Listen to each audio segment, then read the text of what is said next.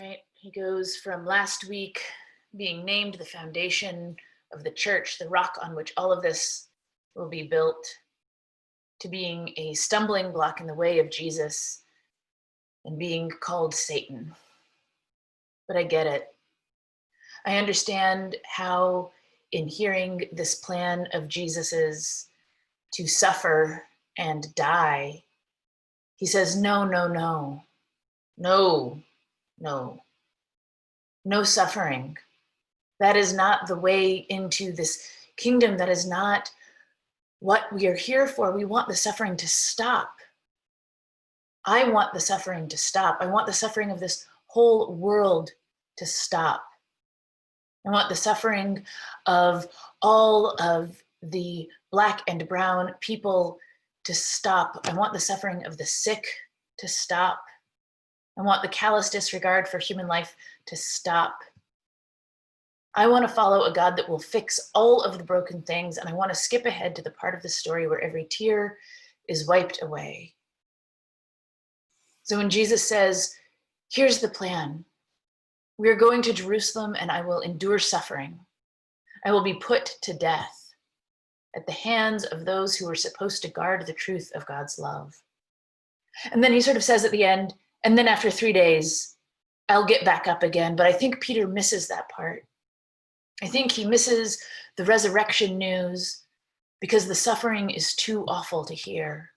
No, he says, no, Jesus, that's not going to happen. I won't allow it. And Jesus says, get behind me, Satan. You are a stumbling block. You are a scandal. That word that means stumbling block is also like a trap. What you need to do is take up your cross and follow me. Because we do not get to rebuke love as love is on the move. But we don't want any more death. I don't know that it is wrong to want comfort and success, but I think too quickly we try to get there by denying the suffering that is already here. We may be willing to rejoice with those who rejoice, but I think often we would rather skip weeping with those who weep. It is too easy to quickly quiet the voice that tells us the truth of the suffering of this world, but it is also easy to get so mired into the gruesome details of the suffering of this world that we cease to hope. The last time we saw or heard from Satan in this gospel was the temptation in the wilderness. Satan, who invites Jesus to turn stones into bread to feed the hungry, who invites him into a safety, the one who invites him into power. Satan is the one pushing against the healing and the wholeness of this world. Satan is the one who advocates for captivity to comfort over liberation, that would smooth over the deep wounds with a cheap solution and never deal with the actual problems.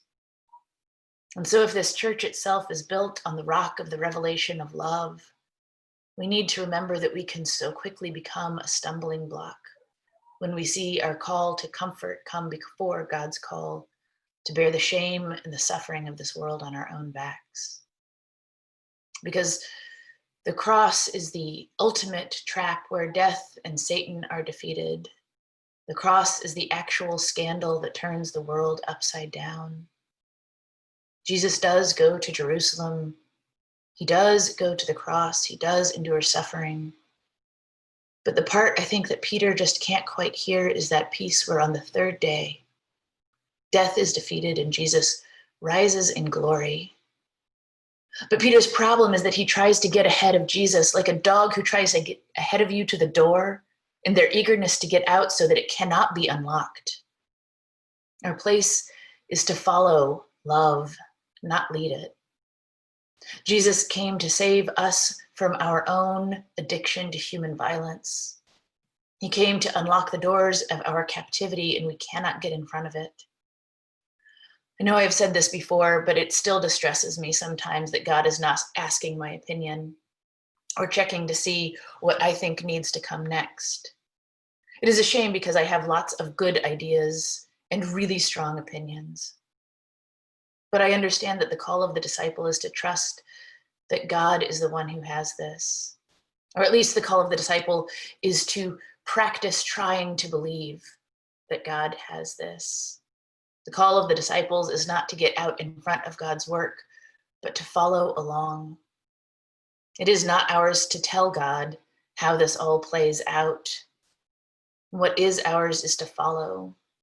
What is ours is to rejoice with those who rejoice and weep with those who weep. What is ours is to let love be genuine. What is ours is never to claim that we are wiser than we actually are. What is ours is to love with mutual affection and feed our hungry enemies.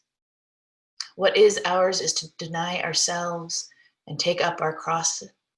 What is ours is to rejoice in hope. What is ours is to follow love and let love get out in front of us. Amen.